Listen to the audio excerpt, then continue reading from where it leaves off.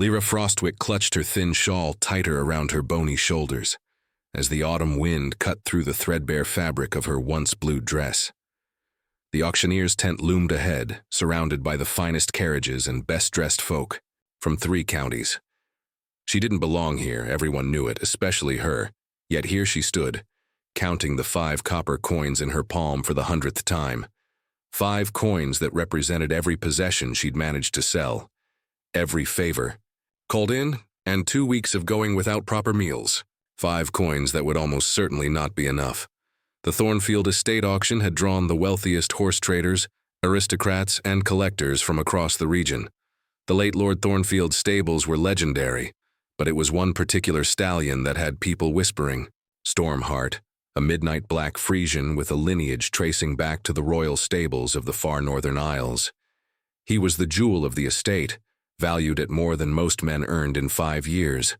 Lyra had no business wanting such a horse. A poor girl of 17 who slept in the hayloft of the village farrier and worked for table scraps had no logical reason to attend this auction. But she'd seen Stormheart once, 3 years ago, when Lord Thornfield had ridden him through the village square. The connection had been instant and inexplicable. The great horse had stopped, turned his proud head, and stared directly at her with intelligent eyes that seemed to recognize something in her soul. Since that day, dreams of the magnificent stallion had visited her nightly, and when word spread of Lord Thornfield's passing and the auction of his estate, those dreams became more vivid, more urgent. "You'll catch your death standing there, girl," came a gruff voice. The elderly gatekeeper eyed her suspiciously. "Servant's entrance is round back if you're looking for work." "I'm here for the auction," Lyra replied, lifting her chin despite the hollowness in her stomach. The man snorted. 5 copper wouldn't buy you a riding crop in there, let alone a horse." "I still wish to attend," she said quietly but firmly. Something in her voice, perhaps the steel beneath the softness, made the man pause. With a shrug, he stepped aside. "Your disappointment to bear, not mine." Inside, the enormous tent was warm with bodies and breath. Chandeliers hung from the canvas ceiling, casting golden light over the crowd. Ladies in silk and gentlemen in tailored jackets whispered behind gloved hands as Lyra passed, leaving a wake of raised eyebrows and disdainful sniffs. She found a place at the very back, half hidden behind a support pole. From here she could see the auction block and the holding pens beyond where horses awaited their turn. Her heart skipped when she spotted the unmistakable silhouette of Stormheart, taller, more magnificent than the others, his coat absorbing light rather than reflecting it. "Starting bid for the Andalusian mare, 50 gold sovereigns," called the auctioneer, a rotund man with a voice that filled every corner of the tent. Lyra's heart sank. 50 gold. Her 5 copper coins suddenly felt like pebbles in her palm. Worthless. Laughable. "What's a gutter snipe like you doing in a place like this?" She turned to find a severe-looking woman studying her with hawk-like eyes. Not unkind, merely curious. Lady Maribel Quince was known throughout the region as an eccentric widow with more money than sense and a peculiar interest in the downtrodden. "Came to see the horses, my lady," Lyra answered truthfully. "To see, or to bid?" Lady Quince's eyes twinkled with mischief. "To dream," Lyra whispered, more to herself than to the noblewoman. Lady Quince's expression softened. "Dreams are powerful things, child. Sometimes they lead us exactly where we're meant to be." As the auction progressed and lesser horses found new owners, Lyra noticed something odd. Beneath the elegant clothes and refined manners, a tension was building among the bidders. Whispers intensified. Faces grew hard with determination. Stormheart was coming up next, and the battle for his ownership promised to be fierce. The tension in the tent crystallized when Stormheart was led onto the auction block. Even the auctioneer seemed momentarily speechless as the massive stallion stood proudly, nostrils flaring, surveying the crowd as if they were the ones being judged for purchase. "Ladies and gentlemen," the auctioneer finally announced, recovering. His professional demeanor, the crown jewel of Lord Thornfield's collection. Stormheart, 7 years old, direct descendant of the legendary Midnight Commander from the far northern royal stables.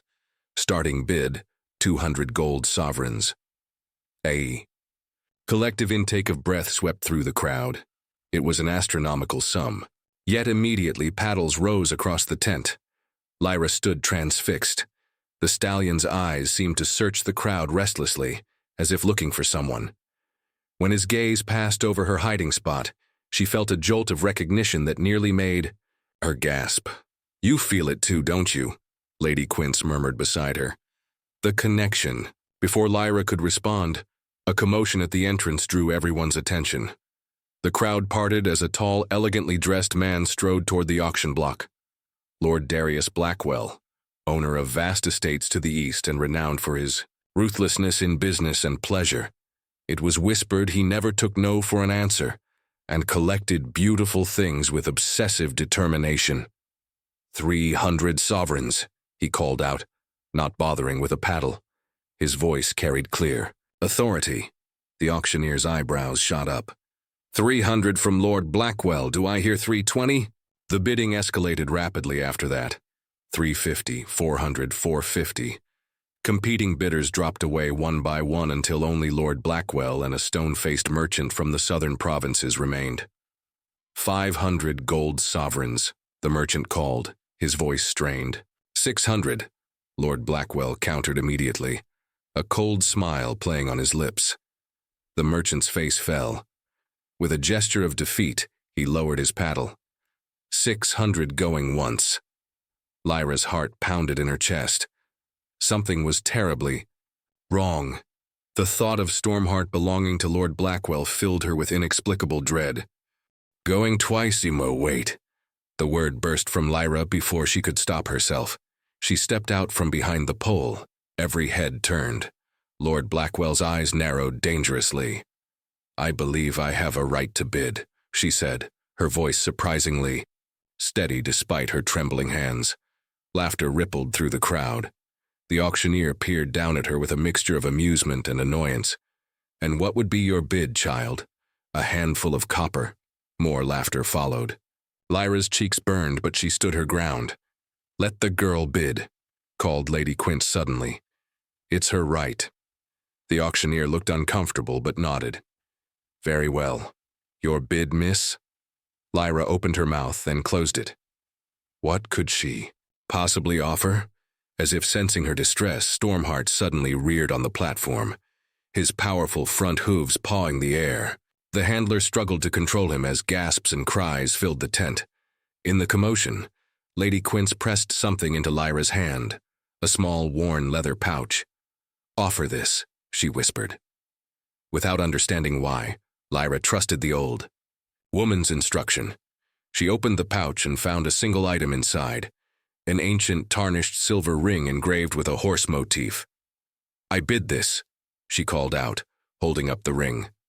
The tent fell silent. Even Stormheart grew still, his eyes fixed on the glinting silver. Lord Blackwell broke the silence with mocking laughter.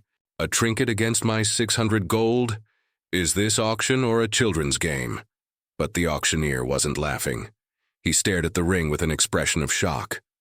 Where did you get that? He demanded. It was given to me, Lyra answered truthfully. The auctioneer turned and whispered urgently to a man in formal attire, Lord Thornfield's executor. The man hurried forward, examined the ring closely, then nodded gravely. The Thornfield signet, the executor announced. According to the late Lord's will, the bearer of this ring is to be granted special consideration in the matter of Stormheart's ownership. Murmurs of confusion spread through the audience. Lord Blackwell's face darkened with fury. This is preposterous, he hissed. I demand an explanation. The executor unfolded a sealed document. Lord Thornfield's final testament includes a peculiar provision regarding this horse. He wrote, Stormheart shall go to the one who presents my ancestral ring, for they alone will understand his true worth beyond gold. A stunned silence blanketed the auction tent. Lord Blackwell's expression morphed from confusion to disbelief to rage, his knuckles whitening as he gripped the edge of his seat. This is absurd, he finally sputtered. A convenient provision that nobody knew about until this This vagrant appeared. I demand verification. The executor adjusted his spectacles with steady hands. The will was witnessed and sealed by Judge Orloff himself. I assure you, Lord Blackwell, everything is in order. Lyra stood frozen, the ring heavy in her palm. The stallion's eyes remained fixed on her, unwavering, as if he'd been waiting for this moment. Then where has this ring been all this time? Demanded another bidder. And how did it come to be in the possession of a peasant girl? All eyes turned to Lady Quince, who had risen from her seat with remarkable poise for a woman of her years. I believe I can shed some light on the matter, she announced. The late Lord Thornfield entrusted this ring to me shortly before his passing with specific instructions. He said I would know when and to whom it should be given. The executor nodded slowly. Lady Quince was indeed a trusted confidant of Lord Thornfield in his final years. Lord Blackwell scoffed, and we're to believe she randomly selected this girl, based on what criteria? Lady Quince's gaze swept over Lyra with a mixture of sadness and pride. Not randomly at all. Lyra Frostwick is Lord Thornfield's granddaughter. The revelation sent shockwaves through the assembly. Lyra herself felt the ground tilt beneath her feet. That's impossible, she whispered. My parents were Marin and Thomas Frostwick. They died in the Great Fever 5 years ago. Marin Frostwick, Lady Quince said gently, was born Marin Thornfield. She was the Lord's only daughter, who chose love over duty when she married a humble stable master against her father's wishes. The Lord disowned her in his anger, a decision he came to deeply regret, especially after learning of her death. Memories flooded back to Lyra, her mother's refined speech despite their humble circumstances, her familiar way with horses, the lullabies she sang of grand estates and moonlit rides. It had never occurred to Lyra that these were memories rather than fantasies. Lord Thornfield spent years searching for his daughter's child, Lady Quince continued. He finally located you 3 years ago, working for the village farrier. 3 years ago, Lyra murmured, when Stormheart looked at me in the village square. Yes, the Lord was riding through specifically to see you, though he lacked the courage to approach. But Stormheart recognized you instantly. Horses know bloodlines, in ways humans cannot understand. The auction house had erupted into a buzz of whispers and exclamations. The executor raised his hands for quiet. There is more to Lord Thornfield's will, he announced. If his granddaughter could be found and presented with the ring, she would inherit not only Stormheart, but the entirety of the Thornfield estate. Lord Blackwell stood abruptly. This is a well-orchestrated fraud. I'll not stand for it. The girl must prove her identity. The executor nodded. Indeed, the will specifies a means of confirmation. Lady Quince, the elderly woman reached into a hidden pocket and produced a sealed envelope. Inside is a detail that only Lord Thornfield's true granddaughter would know, a birthmark unique to the Thornfield line. With trembling fingers, Lyra accepted the envelope and broke the seal. Inside was a simple drawing, a crescent moon shape. Without thinking, her hand went to her right shoulder blade, where exactly such a mark had always drawn teasing from other children. The Thornfield moon, she whispered. Lady Quince's eyes glistened. Show them, child. Hesitantly, Lyra turned and lowered her shawl just enough to reveal the top of her shoulder blade. The distinctive crescent-shaped birthmark was unmistakable. A collective gasp rose from the crowd. The executor nodded gravely, officially confirming her identity. Lord Blackwell's face had turned an alarming shade of purple. This changes nothing. About my bid. Blood or not, 600 gold sovereigns is the highest offer. Actually, the executor corrected. According to the specific terms of the will, the signet ring trumps any monetary bid. Stormheart belongs to Miss Thornfield.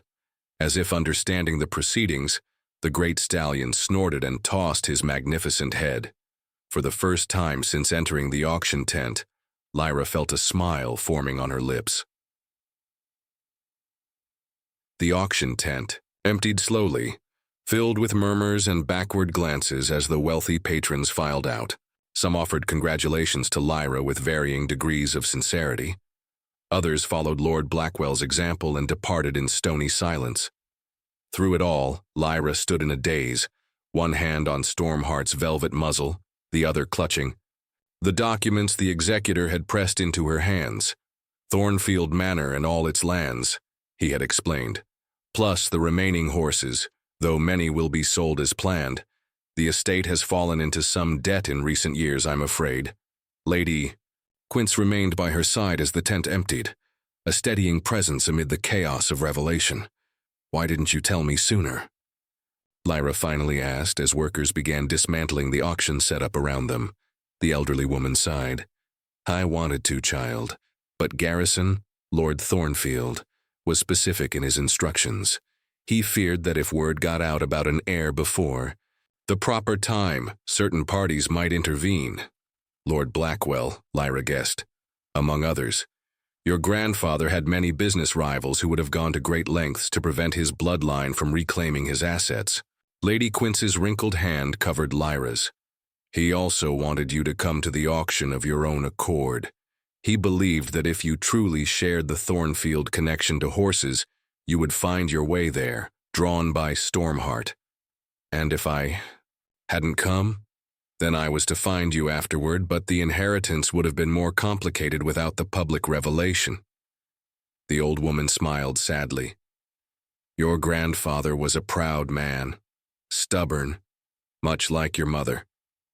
But he loved her dearly, even after their estrangement. His greatest regret was not reconciling before her death. As darkness fell, Lyra found herself riding Stormheart through unfamiliar woods toward her new home. Lady Quince had insisted on accompanying her, following in her modest carriage. With each powerful stride of the great stallion beneath her, Lyra felt something awakening inside. Memories not quite her own, instincts passed down through generations of horse handlers. Thornfield Manor emerged from the twilight like something from her mother's bedtime stories, a sprawling stone structure, with tall windows now dark and shuttered. Years of neglect showed in the overgrown gardens and crumbling outbuildings, yet there remained a dignified grace to the place. A skeletal staff awaited them, an aging butler, a cook, and 3 servants who had remained loyal even as the manor declined. Their faces registered shock at the sight of Lyra's ragged clothes, but they bowed respectfully when the executor introduced her as the new mistress of Thornfield. We've prepared the East Wing for your arrival, Miss Thornfield. The butler, Hargrove, informed her with formal stiffness, though I fear you'll find things not as grand as they once were. I've been sleeping in a stable loft for 5 years, Lyra replied with unexpected confidence. Anything with a roof and walls will seem grand to me. That night, after bathing in a proper tub for the first time in years and donning a simple but clean nightgown provided by the housekeeper, Lyra stood by the window of what had been her mother's childhood bedroom. Below in the moonlit paddock, Stormheart grazed contentedly, as if he'd finally come home after a long journey. A soft knock at the door preceded Lady Quince's entrance. I've brought you something else that belonged to your grandfather, she said, holding out a leather-bound journal. His private thoughts, recorded over the years of searching for you.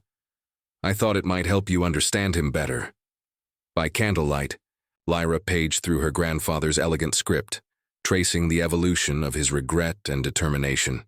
She learned how he'd hired investigators to locate Marin after the fever took so many in the region, how he'd wept upon learning of her death, how his health had begun failing just as he discovered his granddaughter's existence. The final entry was dated just a week before his death. I saw her again today, working with the farrier's horses. She has Marin's touch with them, gentle yet confident. The Thornfield gift runs strong in her veins. I almost spoke to her, but cowardice seized me again. What right have I to appear in her life now, after rejecting her mother so cruelly? Better that Stormheart choose her, as our family legend has always promised. The horse knows the heart better than any man. Tears streamed down Lyra's face as she closed the journal. Outside, Stormheart nickered softly in the darkness as if sensing her emotions. Tomorrow, Lady Quince said gently. "We begin the work of restoring Thornfield to its former glory. It won't be easy. There are debts to settle, repairs to make, relationships to build with neighboring estates. I know nothing about running an estate," Lyra admitted. "You know horses," Lady Quince replied simply. "Begin there. The rest will follow." The first year at Thornfield Manor passed in a whirlwind of learning and transformation. Lyra rose before dawn each day to work with Stormheart and the remaining horses, building on her natural affinity, with careful study of breeding records and training techniques. The afternoons she spent with tutors hired by Lady Quince, filling in the gaps of her interrupted education. Evenings found her poring over estate ledgers, slowly unraveling the financial tangles her grandfather had left behind. Word spread through the county of the stable girl heiress, as some called her. Many neighboring landowners came to call, their curiosity barely masked behind formal pleasantries. Some, like the kindly Baron Westover, offered genuine friendship and advice. Others clearly hoped to take advantage of her inexperience. Lord Blackwell was conspicuously absent, though rumors reached Thornfield that he was telling anyone who would listen that Lyra was an impostor who had somehow tricked her way into the inheritance. "Let him talk," Lady Quince advised when Lyra mentioned these rumors. "Actions speak louder than gossip." And act Lyra did. Under her care, the remaining Thornfield horses thrived. She made the difficult decision to sell several valuable animals to settle the most pressing debts, but insisted on vetting each buyer personally, turning away those who saw horses merely as status symbols rather than living partners. The estate began its slow revival. Gardens were cleared and replanted, roofs repaired, and empty stables gradually filled with promising young stock. Lyra hired villagers who had fallen on hard times, remembering all too well the sting of hunger and uncertainty. On a crisp autumn morning, exactly 1 year after the auction that had changed her life, Lyra stood at the entrance to Thornfield's newly restored training ring. Stormheart pranced beside her, his coat gleaming like polished obsidian in the morning light. Before them stretched the grounds of the first annual Thornfield Horse Fair, her daring gamble to restore both the estate's finances and its reputation. "They're arriving," announced Hargrove, who had transformed from a stiff-mannered stranger to a loyal ally over the months. "Buyers from as far as the capital, my lady." Lyra smiled at the title she'd finally grown accustomed to. "Then we'd better give them a show they won't forget." With practiced grace, she mounted Stormheart. The great stallion seemed to understand the importance of the day, arching his neck proudly as they made their entrance into the main exhibition ring. A hush fell over the gathered crowd as horse and rider moved as one through a complex series of movements that highlighted the stallion's power and precision. Lyra had designed the demonstration herself, drawing on half-remembered stories from her mother and knowledge gleaned from her grandfather's extensive library. When they finished with a perfect rear, Stormheart's hooves pawing the air triumphantly, applause erupted from all sides. Lyra spotted Lady Quince dabbing at her eyes with a handkerchief. The day unfolded better than she had dared hope. Buyers competed eagerly for the carefully trained Thornfield stock. Villagers earned good wages, providing food and services to visitors. Even a few of the aristocratic families who had initially snubbed the upstart heir found themselves begrudgingly impressed. As twilight approached and the fair wound down, a commotion at the main gate caught Lyra's attention. Lord Blackwell had finally made an appearance, accompanied by several rough-looking men who were definitely not servants. "I've come for what's rightfully mine," he announced, his voice carrying across the yard. "This charade has gone on long enough." Lyra approached him calmly, Stormheart at her side. "Lord Blackwell, I'm afraid the fair is ending for the day. If you're interested in purchasing any of tomorrow's offerings, you're welcome to return." "I'm not here to buy," he snarled. "I'm here to reclaim. I have evidence that your claim to Thornfield blood is fraudulent." A nervous murmur rippled through the remaining guests. Lyra felt, rather than saw, Lady Quince and Hargrove move protectively closer. "What evidence would that be?" Lyra asked, keeping her voice steady. Blackwell pulled a document from his coat with a flourish.